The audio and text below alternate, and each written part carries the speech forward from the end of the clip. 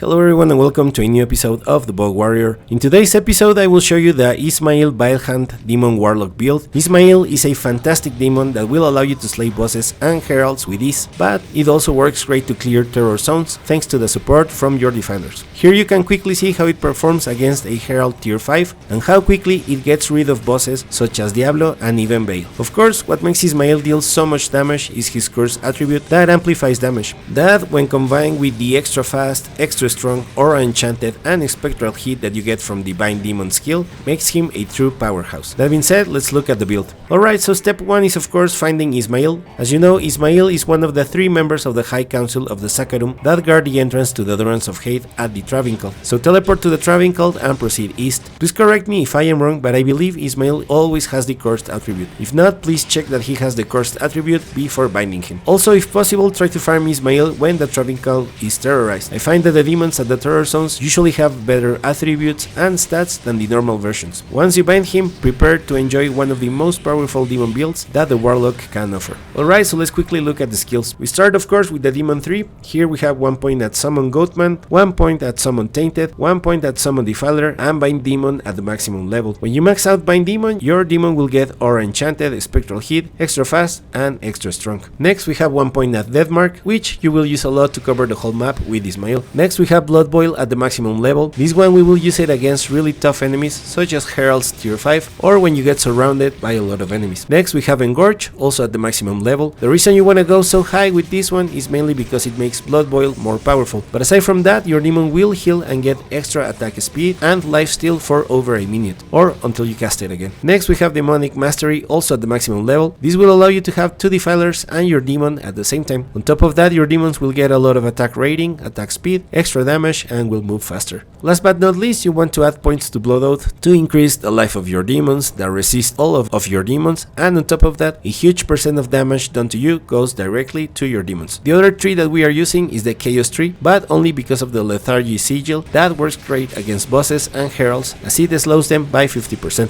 In terms of the stats, I only have 70 strength and dexterity only to be able to use the gear I need, and every other point goes into vitality. No points wasted at energy since we don't need it. In terms of the inventory, you're looking for as much gear as possible that gives you either +1 or +2 to your Warlock skills. At the moment I have a Spirit to give me +2 to all skills, and because it's cheap to craft. Then Authority that gives you +2 to all Warlock skills, a Helm that gives me +2 to Demon skills, an Amulet that gives me +1 to all Warlock skills, and a Codex that gives me +2 to all Warlock skills. The rest of my gear, I'm looking for stuff that increases my resistances to the elements. In terms of my Mercenary, I have Insight to help with my mana, and Skin of the Viper Magi to increase all resistances for my Mercenary. Now let's look at the gameplay rotation, which is very simple. You will need to summon 2 defilers first. The defilers bind souls. Each defiler can bind up to 4 souls. So by having 2, you can have around 8 demons bound at the same time. What this does is that they will share damage. So if Ismail damages a demon whose soul is bound, that damage will be shared with the rest, meaning that sometimes a single attack from him can clear a lot of enemies simultaneously. Okay, now that you know why we're using defilers, the gameplay is super simple and very chill. 99% of the time you will be running through the map and casting Deathmark to teleport Ismail against enemies and watch them die. Ismail is so strong that in 1 or 2 hits he can dispose of most enemies. You will only use Blood Boil on very strong enemies or when you get surrounded by a lot of enemies. For me, I usually use Blood Boil against uniques, champions, elites, and of course heralds. With heralds is extremely useful Blood Boil because heralds get crazy auras, so by casting Blood Boil you can get rid of packs of enemies that surround them very quickly. After casting Blood Boil, remember to cast Engorge. Since Blood Boil drains health from your demons, in order to work, Engorge will heal them. Aside from healing, remember Engorge increases your demon's attack speed. If one of your defilers goes down, just summon it again and that is it. That is all regarding the gameplay rotation. As you can see, this makes Ismail a great choice to clear terror zones and everything the game can throw at you. However, where Ismail truly excels is against bosses or single targets.